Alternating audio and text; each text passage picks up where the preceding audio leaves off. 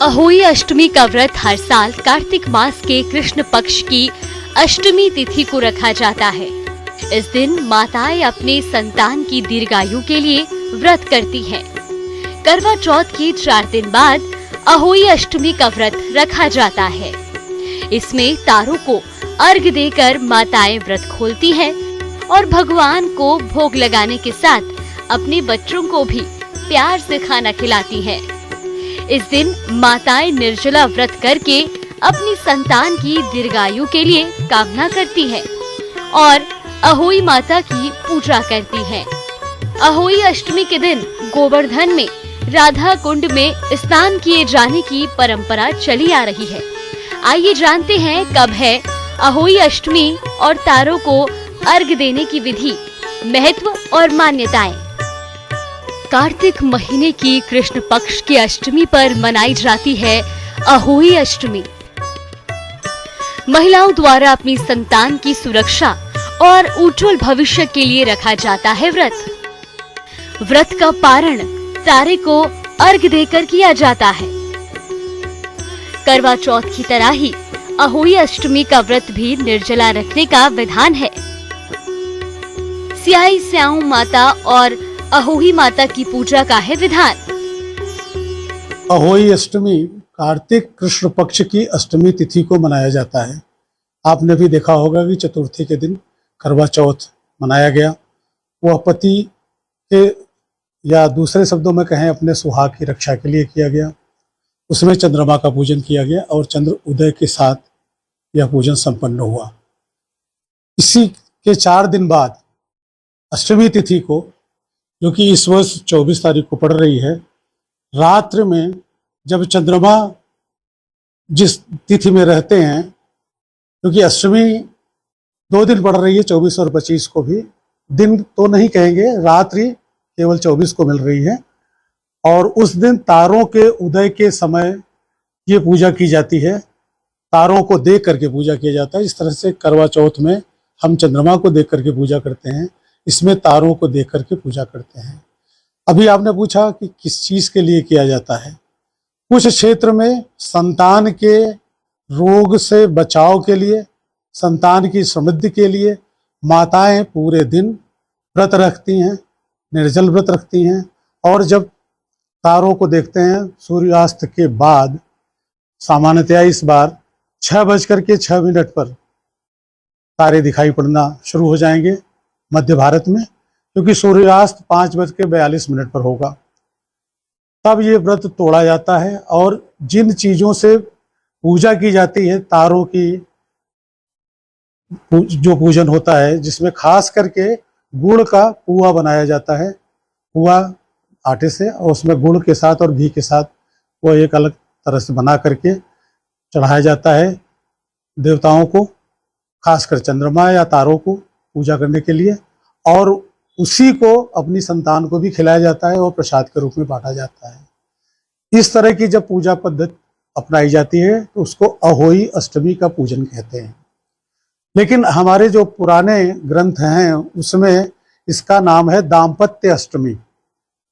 इस चीज का विशेष ध्यान रखा जाता है कि जो दंपति संतानहीन हैं, उनको संतान की प्राप्ति करनी है, तो वो डाब आप कह सकते हैं, कुश की डाब, वैसे दूब को भी कहा जा सकता है, मतलब इस तरह की एक प्रतिमा पार्वती और शिव की बनाई जाती है। उसका पूरी तरह से स्नान कराया जाता है, उसको चंदन आदि लेपन उस पर करते हैं, उसका हर तरह से पूजन करते हैं, गंध आदि से, जिस तरह कहते हैं ना कि सर्वोच्चार करके उनका पूजन करते हैं।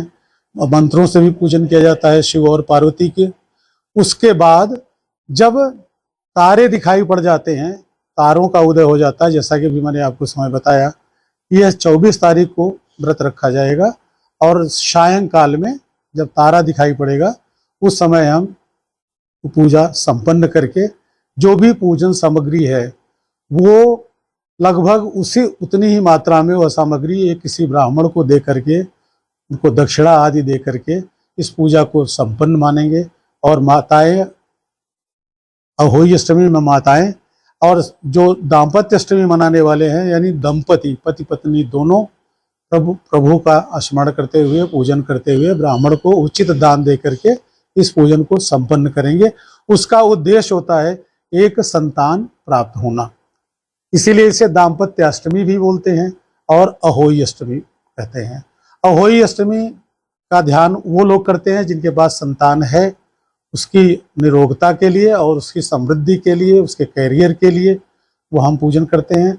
और निसंतान दंपतियां भी शिव और पार्वती का विशेष रूप से पूजन करके यह व्रत संपन्न करते हैं। इस बार यह व्रत एक अच्छे मुहूर्त में पड़ रहा है। उस दिन गुरु पुष्य योग भी है, 24 तारीख को गुरुवार है और पुष्य नक्षत्र है। तो इस बार की जो ये अहोई अष्टमी की व्रत की स्थिति है वो बहुत पुण्यदायी और फलदायी है। तो इस चीज का हमारे जनमानस में अगर प्रचार प्रसार ठीक से हो तो ज्यादा से ज्यादा लोग इस मुहूर्त का लाभ उठा सकते हैं। इस दिन माताएं और महिलाएं सुबह उठकर व्रत का संकल्प लेती हैं। दीवार पर देवी अहोई की छवि निर्मित की जाती है। बाजार से चित्र लाकर भी अहोई माता की कथा सुनी जाती है। पूजा में रखी जाती है पूरी और हलवा। पूजा के दौरान व्रत की कथा सुनने का है नियम। पूजा में जैसे मैंने बताया अहोई अष्टमी में विशेषकर पूए का प्रयोग किया जाता है।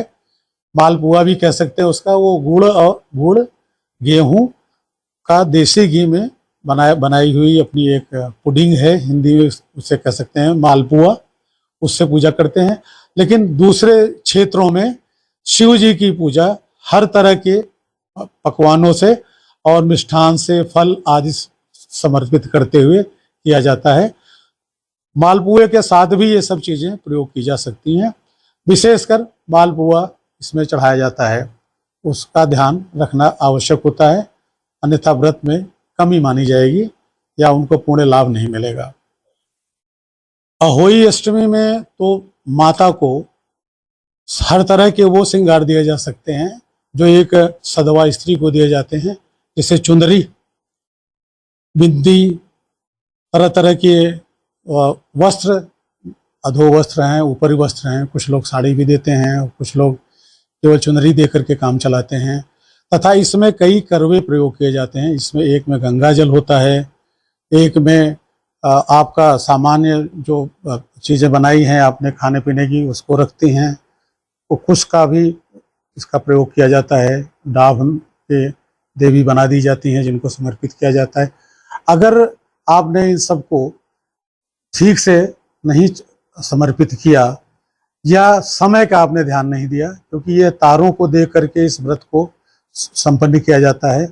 और अगर आप संतान प्राप्ति के लिए कर रहे हैं तो फिर चंद्रमा को देख करके यह व्रत को तोड़ना पड़ेगा। अब आप अपना निमित्त समझे कि आप अपनी जो संतान है उसको रोग से रक्षा करने के लिए अगर पूजन कर रहे हैं तो आप 6:06 पर औसतन 2-4 मिनट इधर उधर हर जिले में अलग हो सकता है, उसके समय में इस व्रत को पूजन करके आप व्रत तोड़ सकते हैं। लेकिन अगर आप दंपत्ति जो निसंतान हैं वो अष्टमी का व्रत कर रहे हैं तो 11:56 एक औसतन समय है जब चंद्रमा उदय होगा। जैसे इस बार करक चतुर्थी में या करवा चौथ में 7:44 पे चंद्रोदय हुआ था, यानी लगभग 8 बजे के आसपास सबने वो व्रत तोड़ा था। तो अहोई अष्टमी के मनाने वाले इसको शाम को 6:06 के बाद समाप्त कर सकते हैं। परंतु जो संतान प्राप्ति के लिए शिव और पार्वती जो कि डाब की बनी हुई होंगी उनका विधिवत पूजन कर रहे हैं, उनको रात्रि में 11:56 तक पूजन के समय का ध्यान रखना पड़ेगा और वो इसको व्रत को सवेरे तोड़ पाएंगे जब वो ये पूजन की सारी सामग्री खासकर खाने पीने के फल आदि ब्राह्मण को दे देंगे, को दक्षिणा दे देंगे, उसके बाद वो इस व्रत को तोड़ सकेंगे। अगर इसमें कोई कमी की जाती है तो यह व्रत खंडित हो सकता है और इसका फल उनको नहीं प्राप्त होगा। इस चीज़ों का ध्यान रखा जाना चाहिए। यह व्रत ठीक उसी तरह का व्रत है जैसे जीवतिया जीवत पुत्रिका है। कुछ क्षेत्रों में इसको विशेष रूप से माना जाता है, कुछ क्षेत्र में इसका प्रचार प्रसार नहीं है। इसी तरह से अहोई अष्टमी कुछ क्षेत्रों में भारत में माना जाता है और कुछ जगह पर इसको दाम्पत्य अष्टमी कहते हैं। उद्देश्य और इसकी फल की इच्छा भी आपको अलग अलग ढंग से इसकी है, जो यहाँ पर मैंने भी आपको इंगित किया है। इसमें विशेषकर ध्यान देते हैं कि या तो हम तारों को देख करके व्रत को तोड़ें, या फिर हम चंद्रमा के उदय पर व्रत को लगभग समाप्त माने। समाप्त अगर वो 11:56 में समाप्त होता है तो वह व्रत सवेरे ही जाकर के उसको पारण के योग्य होगा। तो इन सब चीज़ों को आपको ध्यान रखेंगे। दूसरी चीज़ ये है कि जो देवी को आपने श्रृंगार की सामग्री दी है वो आप किसको देंगे? सास को देंगे। और जो शिव और पार्वती का पूजन करके जो सामग्री दी गई है वो किसी ब्राह्मण को देंगे, या दोनों में हम अगर मिला दें तो ये माना जाएगा कि कुछ सामग्री जो देवी को दी गई है वो सास को दी जाएगी और दूसरी सामग्रियां ब्राह्मण को दी जाएंगी, तब जाकर के यह व्रत पूर्ण होगा। इस दिन सेई की भी पूजा की जाती है। आकाश में तारों को देखकर होता है व्रत का पारण। माता पार्वती का ही स्वरूप है अहोई माता। इस वर्ष 2 दिन है अष्टमी।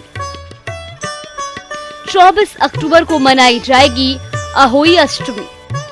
राशियों की बात होती, इस बार गुरु पुष्य योग में यह व्रत शुरू किया जाएगा। तो गुरु पुष्य योग, इसमें वृष राशि में पुष्य नक्षत्र में चंद्रमा है और वृष राशि में बृहस्पति हैं। ये दोनों ने मिला करके अपने जो जातक हैं उन पे अपना अलग अलग प्रभाव डाला है, और बृहस्पति इस समय वक्री हैं। तो वक्री होने के कारण जो ये राशियां हैं, कह सकते हैं कि कर्क राशि के लिए यह सबसे ज्यादा लाभकारी है, वृष राशि के लिए लाभकारी है, वृश्चिक राशि के लिए बहुत अच्छा है, परंतु मिथुन राशि के लिए काफी खर्च दे सकता है, उनको थोड़ा सावधान रहने की जरूरत है। और कुछ राशियां ऐसी हैं जैसे वृश्चिक है, उसमें मध्यम असर आएगा, लेकिन उनको थोड़ा बहुत सावधानियां बरतनी पड़ेंगी क्योंकि उनको इस समय कुछ कष्ट हो सकता है। दूसरी स्थिति ये बन रही है कि जो कर्क राशि वाले जातक हैं उनको काफी लाभ मिलेगा। सिंह राशि वालों को ये मध्यम प्रभाव डालेगा। कन्या के लिए थोड़ा शुभ नहीं है। और कुल मिलाकर के अगर हम देखें तो मीन और मकर के लिए सामान्य है, परंतु कुंभ के लिए यह बहुत लाभदायी है। कोई ऐसे जातक या जातिका अगर इस व्रत का पूजन करते हैं तो उनको बहुत ज्यादा लाभ होगा। जिनके लिए शुभ है उनको भी पूजन करना चाहिए, जिससे उनकी शुभता बढ़ जाए, और जिनके लिए थोड़ा सा संदेह की स्थिति है या कष्ट की स्थिति है उनको भी यह पूजन करना चाहिए। इसी कार्तिक मास में अभी दीपावली भी आने वाली है और लक्ष्मी का पूजन का तरह तरह का प्रयोग इन व्रत में किया जाता है। इस व्रत में पार्वती और शंकर की भी पूजा होती है, थोड़ा यही अंतर है। और कार्तिक मास के सारे व्रत चंद्रमा प्रदोष काल या तारोदय, तारा जब उदय होता है उस समय किया जाता है, और यही देख करके हम दीपावली में भी इस तरह के अनुष्ठान करते हैं।